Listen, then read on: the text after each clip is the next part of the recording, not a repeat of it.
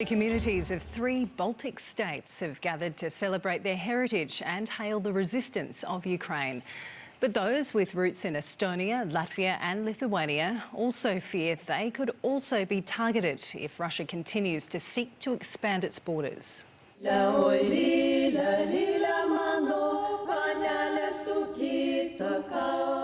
A traditional song from Lithuania, one of the 3 Baltic states,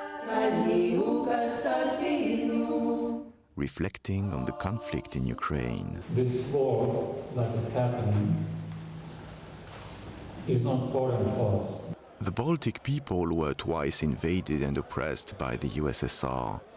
After Lithuania, Latvia and Estonia were occupied in 1941, thousands of families were deported to Siberia. And I think that is why Latvians are so supportive now to Ukraine, standing for its sovereignty, for its freedom and for its independence.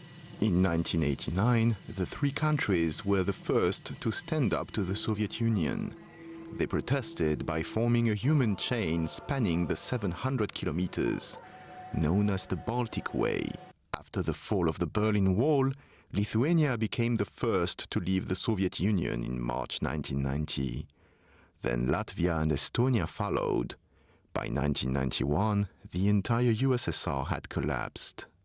Lithuania at the moment is very, very special. A tiny nation, about the size of Tasmania, 2.8 million people. Lithuanian people raised about €5 million in 3 or 4 days to buy a unmanned drone to send to Ukraine. The Baltic countries live in the shadow of this past. I mean, if you live just across the border from Russia, in Baltic states, wouldn't you be afraid that something like this can happen to you? I think it is a reflection that history is again defining the present of the region, that fear has a real basis. Their hard-won independence had proven to them that Russia is not invincible. We have our language, we have our culture, and even under the Soviet occupation, we never believed in the Russian power. So we always knew that we were Estonian, and it was just a phase in our history. Here in Sydney, the event ended with the 3 Baltic anthems, songs that the USSR once thought it had silenced forever.